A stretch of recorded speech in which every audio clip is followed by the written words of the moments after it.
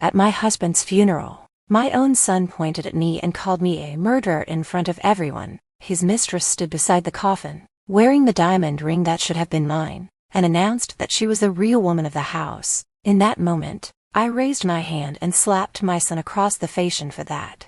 I was torn apart online as a deranged woman. No one knew that during the 4 years I'd been paying their so-called medical bills, my husband had already been alive the whole time. My son had never been in a coma, and the $100,000 I worked myself to the bone to earn every month was flowing straight into their overseas accounts. By the time I stood at their wedding and laid out the evidence piece by piece, they finally understood someone who's been pushed to the edge has no intention of leaving survivors when she strikes back. At my husband's funeral, I was arranged to stand in the very last row. Relatives crowded the front. Friends and colleagues stood in the middle, and I's legal wife could see nothing but the backs of people's heads. The pastor read the eulogy, saying David was a good husband, a good father. Someone began to cry. I stood straight, not shedding a single tear. It wasn't that I wasn't grieving. It hurt too much, so much that I couldn't cry. Then my son, Ethan, walked over, 22 years old, more than a head taller than me. Yet he looked at me like I was his enemy.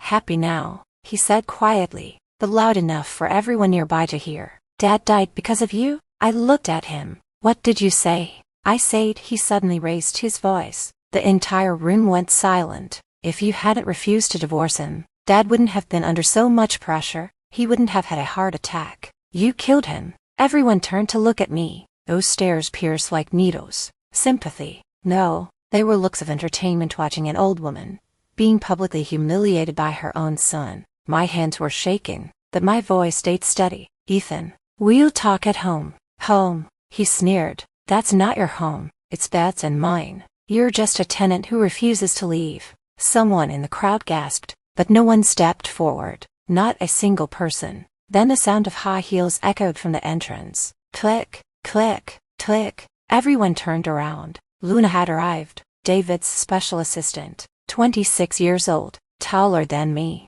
thinner than me, wearing a tight black dress, like she was walking a red carpet instead of attending a funeral. She didn't look at anyone. She walked straight to the coffin and placed her hand on its edge. Then she turned to face the crowd. She lifted her left hand and brushed her hair back. The diamond on her ring finger was blinding. I recognized that ring. 3 months earlier, David told me he'd ordered my anniversary gift and was waiting for the diamond to be set. I waited 3 months, so this was what I'd been waiting for. Ethan walked over and wrapped his arm around Luna's shoulders. My son holding my husband's mistress. Luna is the woman Dad wanted to marry, Ethan said loudly. She's the one who deserves to wear that ring. Whispers rippled through the crowd. Humwrecker, so shameless. The wife is really pitiful. I looked down at my own hand. I'd worn my wedding ring for 25 years. It was polished smooth from time. I walked forward. My heels struck the marble floor, sharp and terrifyingly loud. Everyone held their breath.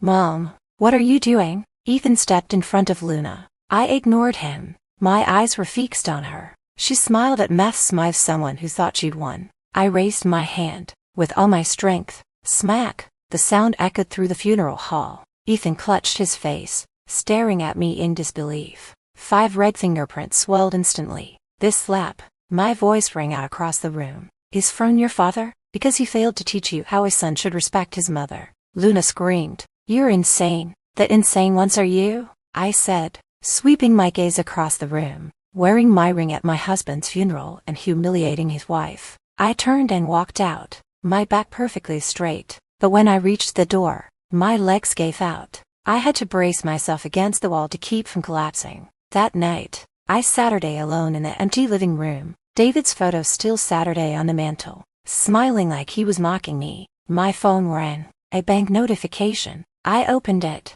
ready to close it. Too many things needed handling these days. Then I frowned. My fingers trembled so badly I almost dropped the phone. Account activity alert. Linked account David John transferred to $0 to an overseas account at 15:47 today. I checked the time. 3:47 p.m. Halfway through the funeral. My husband had been dead for 3 days. Yet 2 hours earlier, he had transferred $2 million.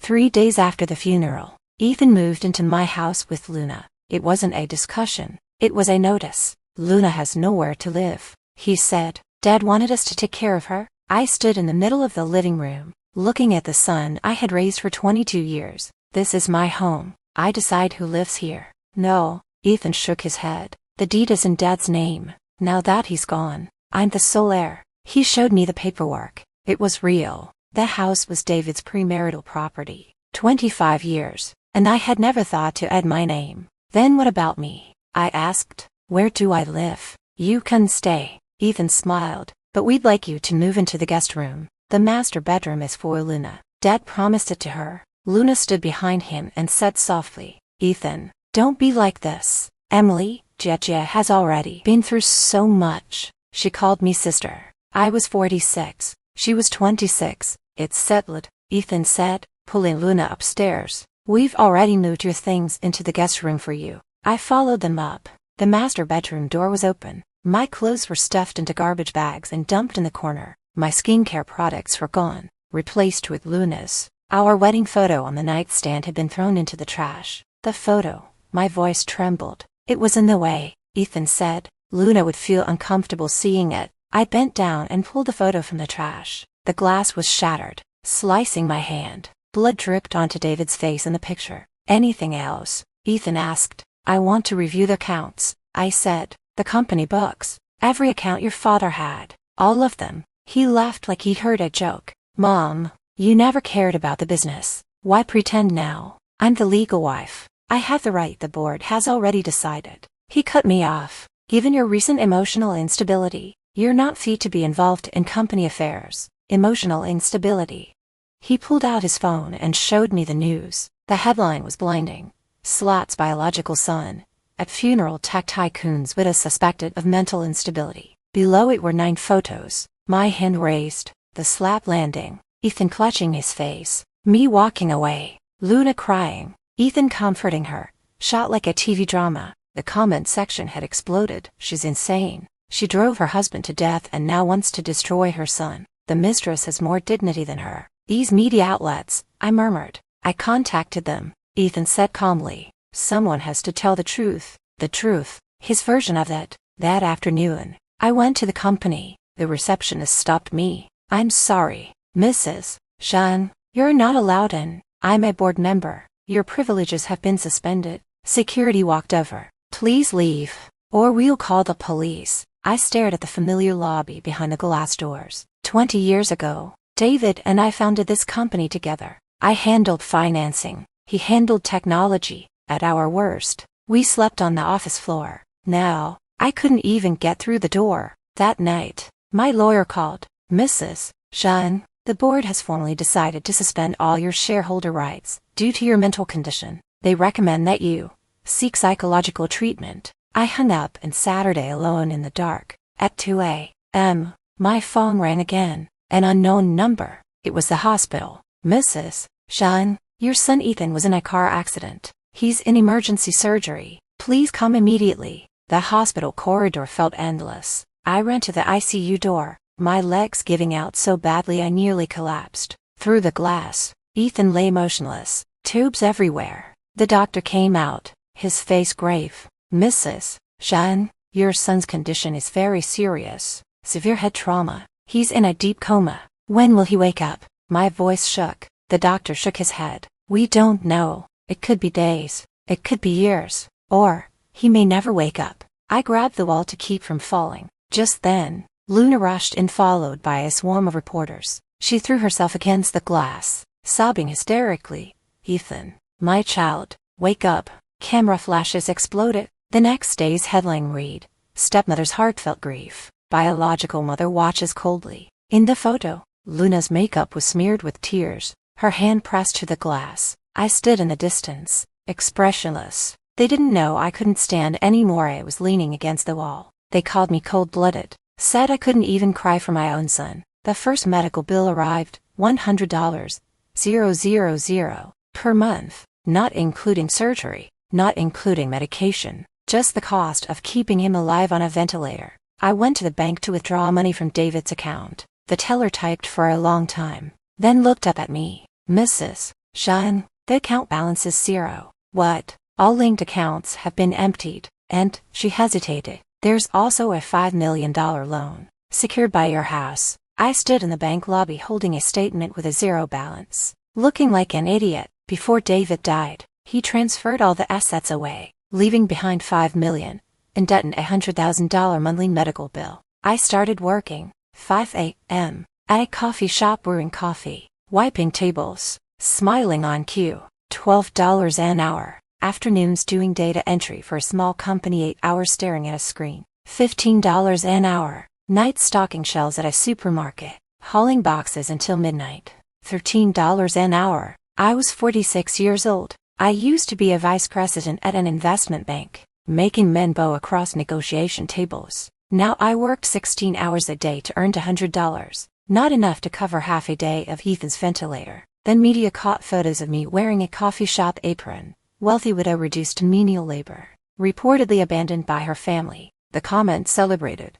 Serves her right. The fate of a control freak. Does that even cover the medical bills? Luna held a press conference. She wore a Chanel suit and wiped her tears. I've always wanted to help Emily, but she refuses. She said she'd rather work herself than take my dirty money. She announced a medical fund for Ethan and called for public donations. They raised $500,000 that very day. She cried to the cameras, "Thank you, everyone. Ethan has hope now." But Ethan's account still fell behind every month. Hospital payment notices kept piling up. For months past like this, I lost 20 pounds. My period stopped. Half my hair turned white. That day, I took the cash I'd scraped together on $100 to the hospital. The nurse accepted it and whispered, "Mrs. Shan, you're really not having an easy time." I smiled bitterly, but she lowered her voice. "Your son's brain waves are very stable,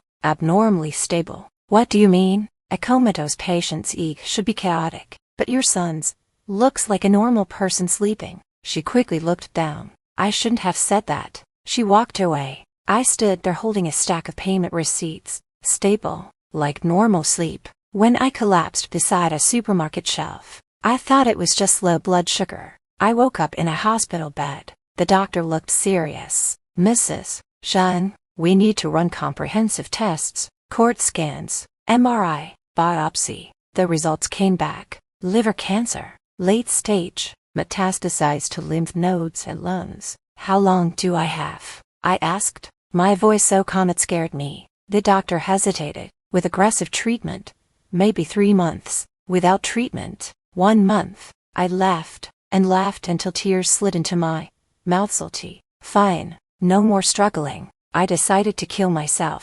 quietly, with dignity, without dragging anyone down with me. But that night, deep into the darkness, I heard their voices, right outside the hospital room. Clear as day. "Is she really not going to last?" David's voice. My breathing stopped. My hands clenched the sheets. "The doctor says at most a month." Luna replied, "That's perfect. No more medical bills." "What about Ethan?" "He's acting better and better. He even ordered pizza last night. $100,000 a month, easy money." "Keep your voice down." "Why?" "She's about to die." 4 years. David, I've played your widow for 4 years. I'm sick of it. When's the wedding? As soon as she dies. I've already planned the story. Crazy wife dies of illness. Devoted husband comes back from the dead to marry his true love. Touching, right? And the $5 million in debt. The house auction will cover it. The rest is in the Swiss accounts now for us to live 3 lifetimes. The footsteps faded away. I lay rigid on the hospital bed, my entire body stiff. 4 years ago, David died of a heart attack. For 4 years, I worked myself to exhaustion to pay Ethan's so-called medical bills, $100,000 a month. 4 years, $4.8 million. So it was never medical expenses. It was their living allowance. I ate instant noodles every week while they ate steak. I wore second-hand clothes while they bought luxury brands. I scrubbed floors on my knees while they laughed and counted money. Tears ran into my ears, burning hot, but I made no sound at a single one. Slowly, I sat her day up, pulled out the IV, got out of bed, and walked to the mirror. The person staring back looked like a ghost. Hollow eyes, sallow skin, hair streaked with gray, but her eyes were on fire, burning with something called hatred. So this was what rage looked like when it reached its extreme cold, terrifyingly calm. I went back to bed, lay flat, closed my eyes, and pretended to sleep. From this moment on, I would act too, a performance meant to destroy them. I contacted Luna myself. On the phone, my voice was weak. "Luna, I want to ask you for a favor." She laughed softly on the other end. "Emily, go ahead." "I'm dying." I coughed a few times. "But Ethan, he's my son. After I'm gone, could you take care of him?" Silence. Then she said, "Of course, Emily. I've always treated Ethan like my own brother." And I continued, "Next month's medical bills, I can't scrape them together. Could you cover them for now? After I die, the insurance payout will all be yours." A longer silence. "How much is the insurance?" she asked. $2 million. I lied. "Okay." She agreed immediately. "I'll front the money, but you need to sign an agreement, changing the beneficiary to me." "Okay," I said. "When will you come to the hospital to sign it?" The next day, Luna arrived. She wore the latest designer dress, carried a Hermes bag, and smelled so strongly of perfume that it filled the entire room. "Emily, you've lost so much weight," she said hypocritically, her eyes constantly darting to my bag looking for the insurance papers. I took out the fake agreement I'd prepared and kept under my pillow. "Sign here," I said, pointing. "Your name as beneficiary." She skimmed it quickly. Her eyes lit up. $2 million. Show many handbags would that buy? Her hand trembled as she signed it from fear, but excitement. Afterward, she put the agreement away and put on her sympathetic mask again. "Don't worry, Emily. I'll take care of Ethan like my own son. I trust you." I smiled weakly. "You're more suited to be a mother than I am." That pleased her. She smiled until her eyes nearly disappeared. At the door, she turned back. "Oh, right. I'll take care of the medical bills. You get some rest." She left. I pulled my phone from the pocket of my hospital gown. The recording icon was glowing red. Every word, crystal clear, especially the line after "you die. The insurance money is mine," and her eager "okay." That was enough. The first piece of evidence is secured. A week later, I received a gold envelope. Inside was a wedding invitation. David and Luna's wedding. The date, the 15th of next month, exact day. My doctor had said I probably wouldn't live to see. There was a note attached. "Emily, we hope you can come and witness it. After all, you once had him." I stared at the invitation for a full hour. Then I opened my closet and took out my oldest dress I'd bought for years ago, now badly faded. The wedding was held at David's former residence, that house I had supported with 25 years of marriage and 4 years of blood and sweat. The media were already waiting. The moment I got out of the car, cameras shoved into my face. "Mrs. Jean, are you here to offer your blessings? How do you feel about your ex-husband coming back from the dead?" I kept my head down, said nothing, and walked into the venue. The garden looked like a fairy tale. White roses, crystal chandeliers, a full house. David stood on the stage in a white suit. When he saw me, he frowned for a second, then smiled. That I once sigh. The music began. Luna entered, arm in arm with Ethan, my son, well-dressed, radiant, smiling as he greeted guests. Did he look anything like someone who'd been in a coma for 4 years? The MC announced, "Today, we'd like to give special thanks to one woman, Emily. Thank you for letting go and making this true love possible." Applause erupted. People turned to look at me, eyes full of mockery. Luna took the microphone, her eyes red. "I've always felt so sorry for Emily. These past few years, she's suffered so much. Her mental state hasn't been very stable, and we've all been careful not to upset her." The big screen suddenly lit up. My medical records, my liver cancer diagnosis, photos of me entering a psychiatric clinic 4 years ago, when I discovered David's affair. I had gone twice. The crowd erupted. "So she really is sick. No wonder she drove her husband to death." David walked over and whispered, "If you leave now, you can still save some dignity." I looked at him, the man I had loved for 25 years. Then I laughed, loudly, wildly. "David," I said, "do you know what day it is today?" He frowned. 4 years ago today, you did." I raised my voice. "What a coincidence your death anniversary turned into your wedding day." Security rushed over. 2 men grabbed me. I struggled. My dress ripped with a loud tear. Cameras flashed like mad. I was dragged out of the garden and thrown onto the street. My dress torn,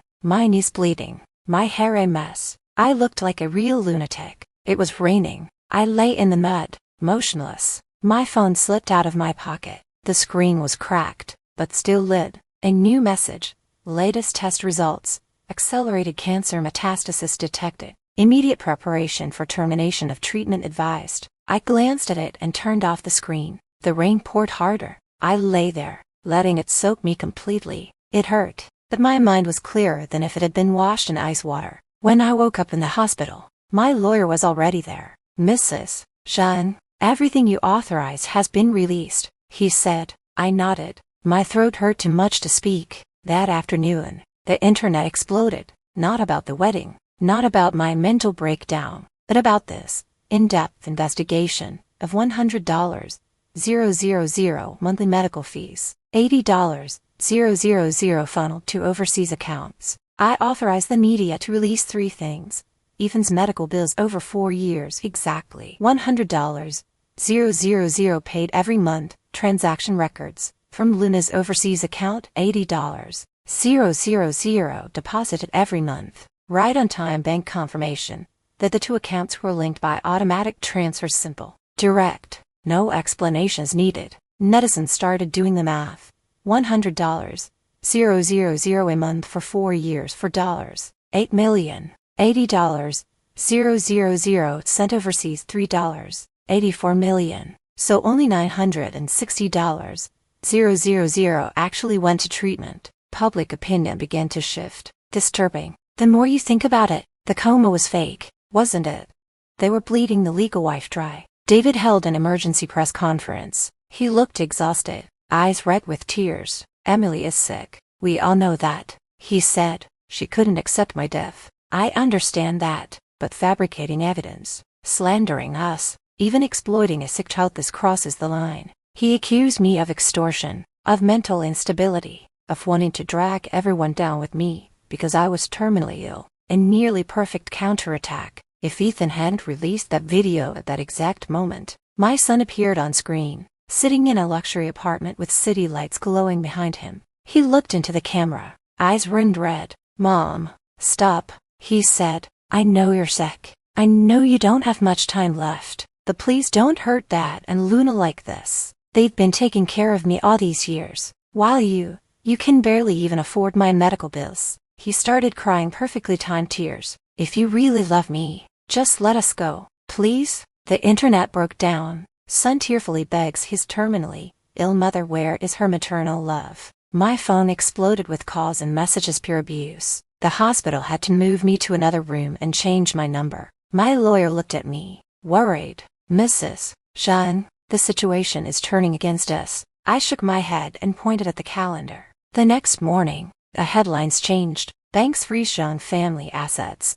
Amid major fraud investigation, David was on litostring when he got the call. His face drained of color instantly. The cameras captured his complete breakdown. Ethan came to the hospital carrying a huge bouquet of white lilies. For the first time in 4 years, he came to see me on his own. Plain white t-shirt, jeans, like a lost child. Mom, his voice cracked. I said nothing. I saw the news. I know now. He sat the flowers down and knelt by my bed. I know about Luna transferring the money, but I really didn't know Dad was still alive. I was unconscious the whole time. When I woke up, they told me you were sick and that you were attacking them. His shoulders shook as he cried. Mom, I was wrong. I shouldn't have believed them. I shouldn't have posted that video. Can you forgive me? I looked at him. My son, a better actor than he'd been 4 years ago. What do you want? I asked. He frowned. See, I just want my mom to forgive me. The banks have frozen your father's accounts, I said slowly, but you're the only direct family member with the authority to apply for an unfreeze. However, because you're legally classified as mentally impaired due to recently waking from a coma, you need my written authorization. Ethan's face changed. So, I continued, you're here for the authorization. Silence. He slowly stood up, wiped away his tears, his expression turning cold inch by inch. Then give it to me, he said. No, Mom, this is your last chance. Give me the authorization, and I'll still acknowledge you as my mother. Otherwise what? I smiled. Another video, accusing me of abusing you. Ethan's face twisted. You think you've won? I have plenty of ways to destroy you. He slammed the door and left. An hour later, a new video shot to the top of trending. It showed me assaulting Ethan, slapping him, screaming at him while he cried and begged. The internet exploded with rage. Poisonous mother destroys her own son unfit to be a mother.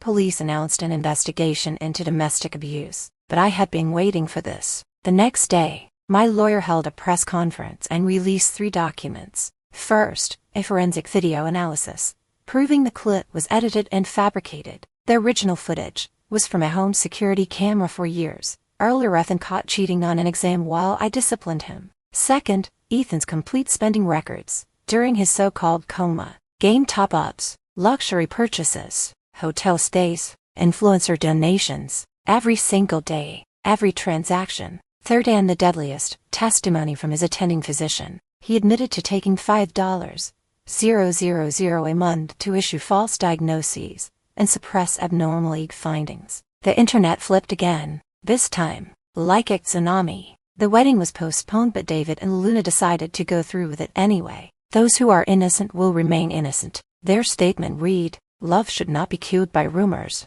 On the wedding day, I went live from my hospital bed. My face was pale as paper, but my eyes burned frighteningly bright. 1,000,000 viewers flooded in instantly. "Hello, everyone. I'm Emily," I said softly, but clearly. "Today, I want to tell a story about death, lies, and for $8 million. The first document appeared on screen, David's death certificate. The coroner's signature on this document does not match his other signatures. I zoomed in on the comparison, and 3 months after signing it, this coroner received $200,000 transferred from David's overseas company. The comment section detonated. Second document, records of bribing doctors. Ethan's attending physician admits he received $5,000 a month for 4 years to issue false diagnoses and hide one fact: Ethan's brainwaves were always normal. Third document, side-by-side transaction records. On the left, Ethan's spending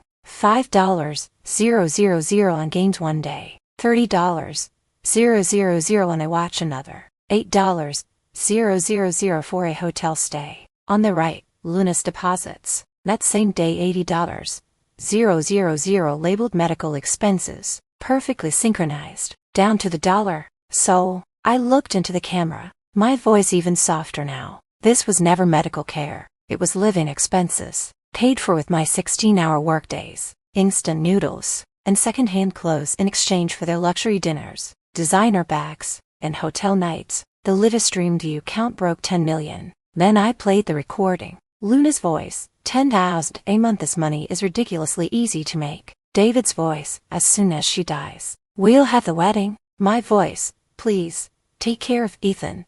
Luna's voice, "Of course I will." The recording ended. The live stream went dead silent. A few seconds later, the comments exploded. "Animals. Call the police. Where are they?" I looked into the camera and said, "Right now. They're holding their wedding." The addresses. I read out the hotel name and the ballroom number. "If you want to see the ending," I said at last, "you can go take a look." Then I ended the live stream. 5 minutes later, social media was flooded with on-site videos. At the wedding venue, police walked in. David was in the middle of his vows. I promise. In sickness and in health, the sharp click of handcuffs cut through the air. The camera caught his stunned face, Luna's screaming face, and Ethan's mouth being covered as he tried to run. Final live stream view count, 37 million. The trial came faster than expected. Financial fraud, falsifying a death certificate, medical fraud, money laundering, tax evasion. David's list of charges filled 3 full pages. Sentence, 35 years. He wrote to me from prison thick stacks of letters. "Emily, I was wrong. I was truly wrong. Please see me once. I remember you loved the soup dumplings at that place south of the city. Went there on our first date."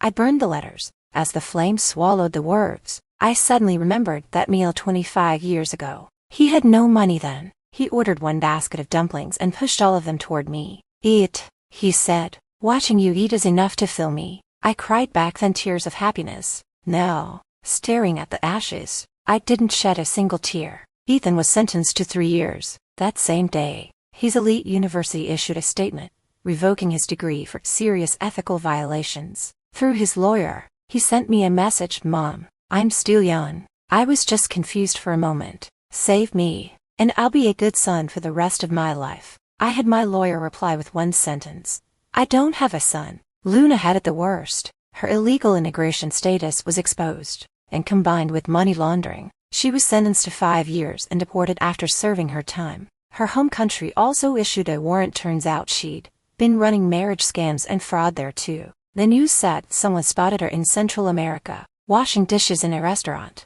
Her hands ruined. The company's stock collapsed. Bankruptcy and liquidation followed. The bank seized the mansion and auctioned it to cover debts. A reporter asked me, Mrs. Jean, now that the truth is out, will you reconcile with your son? After all, blood is thicker than water. I looked into the camera and said, slowly and clearly, some things are thicker than blood, like dignity, like boundaries. I do not forgive, ever. My cancer didn't miraculously disappear, but the latest scans showed the spread had stopped. The tumors had even shrunk by 10%. The doctor was astonished. A rare case. It may be related to mental state after extreme stress is relieved. The immune system sometimes begins to repair itself. I smiled. So all that hatred, all that pain, all those 1,000 sleepless nights really had been killing me, bit by bit. Now that they were gone, my body had begun saving itself. With the assets I recovered through legal action, I founded the Dawn Foundation, dedicated to helping women trapped in marital fraud, financial control, and domestic abuse. At the launch event, the audience was full: journalists, beneficiaries, members of the public. I said, marriage is not a license for sacrifice, love is not an excuse for harm, and motherhood is not a reason to be drained dry. If someone uses these things to bind you, remember you have the right to cut the rope. Thunderous applause followed, but my eyes were searching the crowd for a familiar face. He didn't come. Ethan was still in prison. That was fine. After the event, I went to the sea. My new home wasn't big, about 600 square feet, but the windows faced the Pacific. The sun was setting, the ocean bathed in gold, unreal in its beauty. My phone rang. An unknown number. Mom, Ethan's voice came through, choked with tears. I've been behaving well. My sentence was reduced. I'll be out next month. Could I see you once? Just once. I'll admit my mistakes. I'll apologize. I looked at the sea. The waves kept crashing onto the shore, carrying sand away, leaving shells behind. Ethan, I said, I wish you a new life. Then I hung up, pulled out the SIM card, snapped it in half, and threw it into the ocean. It sank. A wave rolled in, and it was gone. Today is my 50th birthday. The foundation has helped its 1,000th woman. The media came for an interview. The headline read, From a midwife to a light for 1,000 women, Emily's road to rebirth. I smiled for the photos but didn't say anything pretty. That afternoon, I went to the cemetery. Not David, as he don't care where he is. My parents' shared grave. I placed white chrysanthemums and stood there quietly. Dad, Mom, I said softly, I think I've finally learned how to live. The wind moved through the pines, whispering back. On the way home, I passed my old house. It's an international school now. Children ran across the playground, their laughter like silver bells. I parked and watched for a long time. A little girl fell and burst into tears. A teacher ran over, picked her up, wiped her tears, and coaxed her into smiling again. I watched, and my eyes suddenly burned. There was once a little boy too who would run into my arms after falling down and cry, Mom, it hurts. That little boy is in prison now. I started the car and drove away. I didn't look back. When I got home, there was a postcard in the mailbox. No signature. The postmark was blurred. The front showed the sea. On the back, one line, I'm sorry. Truly. The handwriting was Ethan's. I stood there holding the card, as the sunset stretched my shadow long across the ground. After a long while, I went inside and placed the postcard in the fireplace. I didn't light it. I just left it there. Then I walked to the window and opened it. Sea air rushed, insulty, fresh, full of life. In the distance, the waves tirelessly charged the shore, shattered, retreated, and came again. I had once charged at things like that too: love, family, the duty of being a mother. I shattered myself doing it, but now I stand here, my feet on solid ground, ground I paid for, a home I designed, a sea I chose. My phone buzzed, a message from the foundation. The first woman won her case today for property restitution in custody of her child. I replied, congratulations, wishing you a happy new life. Then I turned off the phone. The sun fully sank, leaving one last streak of purple red on the horizon like a healed scar. Tomorrow, the sun will rise as usual, and I will stand here and watch it rise. I won't hide, I won't run, I won't apologize. I didn't defeat them, I simply finally stood on my own side. That is enough. Forever enough. The sea wind is strong, blowing my white hair into disarray, but I stand steady, and from now on, I always will.